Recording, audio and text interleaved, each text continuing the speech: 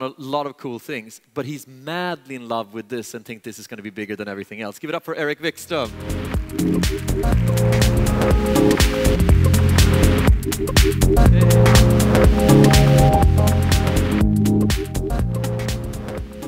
Thanks a lot.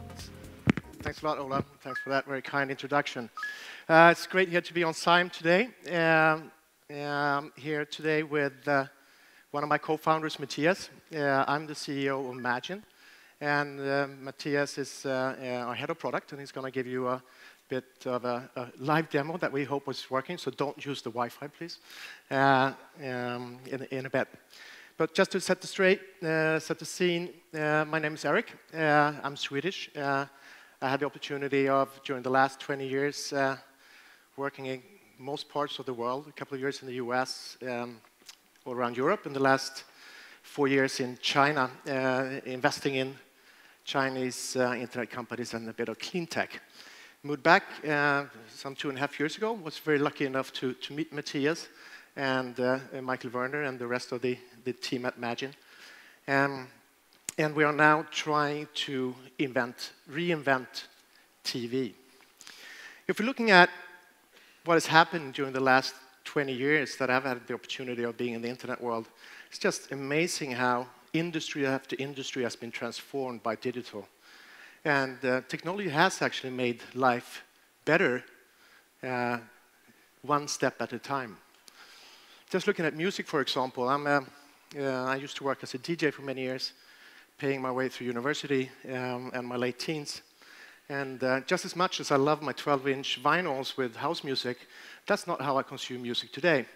Streaming music over the last couple of years has just totally recreated the user experience of music. And I probably couldn't survive more than 2 hours without my Spotify account. And I think that goes for a lot of you, rest of you, and even if you use Deezer or Wimp or anything else. But what really happened with TV? Television, live television as we know it, is still really, really complicated. Not much has really happened in the last 15, 20 years. It's still broadcast. We're still stuck in the wall in the living room. And we still have to go watch live TV on the big screen in our living room, need to go to computer or pad, 15 different websites, different apps to watch catch-up or VOD or whatever we want to do. And we still need to get that bloody set-top box in place. In every room you want to watch TV, you need smart cards, you need to call the cable guy, you need to mount your satellite dish and what have you. And if that wasn't enough, you need to pay for every step of the way. You pay for a subscription in your living room, you need to pay a little bit more for another set-top box in your second room. You pay a third time if you want to have TV in your summer house. And if you want to have it on the go, on your pad or your smartphone, you need to pay to your mobile subscriber for another subscription. And you end up paying, what, 80, 100 euros a month? Albeit all of these pain points in the industry, broadcasted TV is still the king of all media. It is more than a $450 billion industry. And TV doesn't really seem to go away. And why is that? Because it actually is great, great content. The problem is not content or the willingness to pay. The problem that we see is the availability. And that's why when we got together a couple of years back, started looking at what today is Magine, we tried to frame what it was that we wanted to try to do. And we came up and we all agreed on one sentence on a piece of blank paper. And that was, if TV was invented today, what would it look like? And with that in mind, with everything we do, that's what we've been trying to do. So, Matthias, you're actually going to show us a little bit what we're doing. Why are you here? Please come up.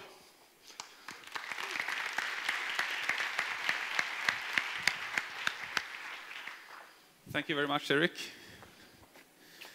As Erik so nicely framed it, there's a lot of problems with television today. So I'm actually not going to talk more about that. I'm going to talk about for television still strong. I'm going to just put up my pad here for everybody to see, I hope. The strength of television is actually the broadcasting line, which is also the weakness, because you're stuck in everything that Erik just told you. But the strength is that you can see all programming live with a huge audience. For instance, the Melodifestivalen in Sweden had 4 million concurrent viewers. There's no video-on-demand service in the world that has that kind of concurrency in users. So that's the strength of the broadcasting signal. The other strength with the broadcast signal is live, and you know that other people are watching it. Weaknesses with the broadcasting signal is that if you actually have a look at the iPad here, you will see that there is a line going through it here, which is a live broadcast. Everything that's beyond the live broadcast is gone, which means that if you're just a second late to what you want to see, you missed it, you need to go live. The other strengths of broadcasting is that they have perfected for a very long time the art of putting programs together. So the most modern thing in the world currently is playlists. If you listen to music, you probably listen to playlists. You share playlists with others. If you go to YouTube, you will see that they're transforming everything to playlists. Because if you have access to all the information in the world, you don't really know what to watch or what to listen to or what to see. So if you look at broadcasting, they really have perfected that. If you look at the program guide during a day like this, you will see that there are programs added that perfectly matches the target group. Problem with it is that you can only see what's live, so you actually miss a lot of the functionalities of these. So these are the strengths of broadcasting and the weaknesses. So what we did at Magine, which Erik started to talk about, is that if it would be invented today, how would it look like?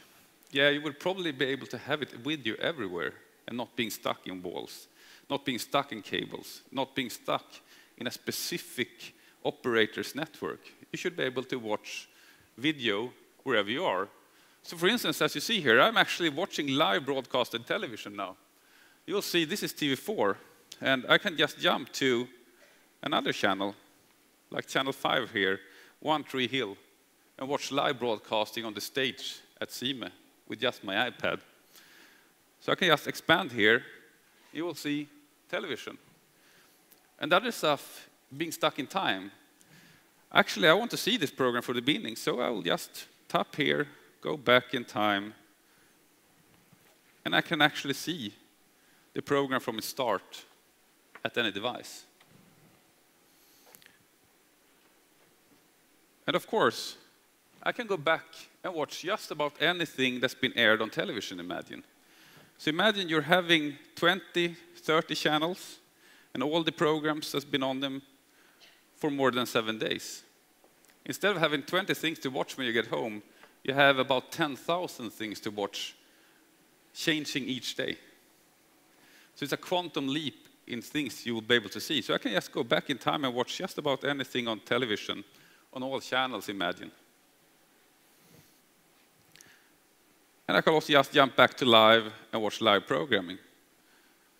So we really are everything in TV, both live and recorded and on demand, all the things in one place and on all devices. We've seen that there are 3 behaviors of watching television. The core behavior which exists today is what's on. I want to watch television, so I flip on my television, I swap around with the channels, I find something to watch. That's a very much a what's on behavior. And if you look at Magine, that's what this view is about. You can watch anything in the view that you like, but also in time. The other behavior is, of course, I want to see this program. So what's coming here, and this is actually a version you are seeing now that is the next version of Magine, which is not out there yet. You will be able to search anything. So if I want to see, for instance, let's take football. You will have the Fotbollsgalan from yesterday. A very big show. I can just click that and watch Fotbollsgalan from yesterday. Or perhaps jump to the end of it to see our famous football player coming up and getting his prize. How about that?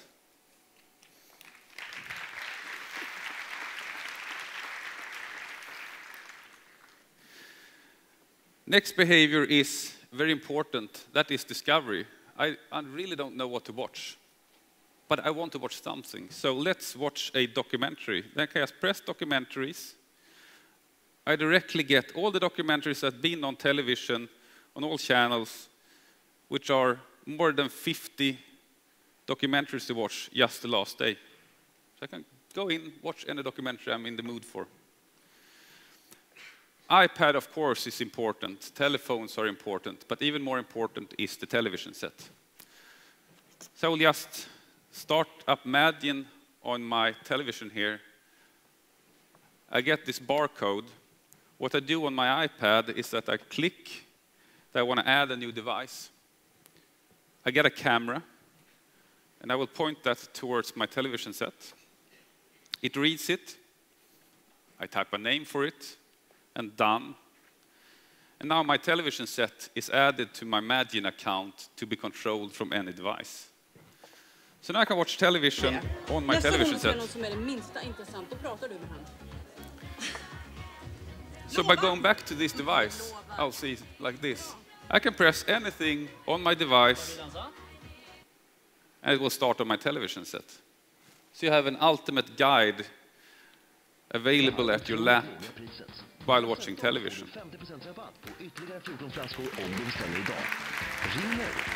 Thank you very much. So all the content discovery, all the things I've shown you, you can do directly towards your television set. But of course, you can also just pick up your remote and flick around like any TV service. So if I just want to flick around here and watch television, I can do that. And in Magine, we want everything to be as good on all devices.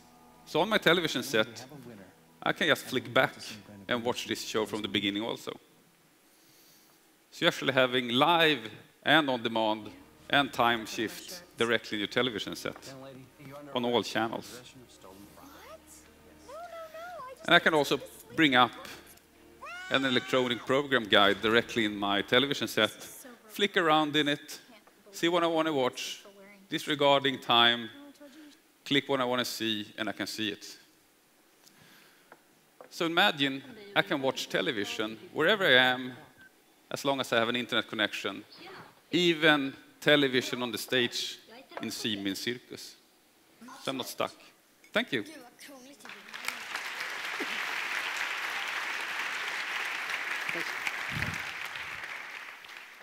So that was pretty cool, huh? If you want to be, do I get my slides up? Yeah. So if you want to sign up and jump ahead of the invite queue, we are giving out 500 invites during today and tomorrow. There are some odd 40,000 standing in queue already, but we will promise you will get previous VIP passes delivered straight away if you sign up at Magine.com. How many wants an invite? Super, Magine.com. So thank you very much, Erik. Just one thing on the business side. Yeah. I mean, from a user experience, it's like a Spotify moment. The first time shit, this actually works. This can be big. But from a business perspective, who's going to pay whom, and how's this going to work? Absolutely. Very important that broadcasters are actually our best friend. We're not any different than any pay TV provider out there today. We don't have to disrupt the entire value chain. We sign distribution contracts with broadcasters, just like Boxer or Comhem or anyone else does. And we monetize it in a secure environment. So for a broadcaster, we simply create a new way to monetize. It's just as safe, actually safer than it was before. And we pay them per... Does this make people watch more television? Absolutely. I mean, is that good? Yeah, definitely. I mean, if you free up television from space or from time and location, of course people are going to watch more television. Mm-hmm. The problem with television is not that it's not good content. It's better content today than it was 10 years ago. It's just making it available in a good user experience. Thank you very much and good luck. Phenomenal. Well done. Thank you very much. So.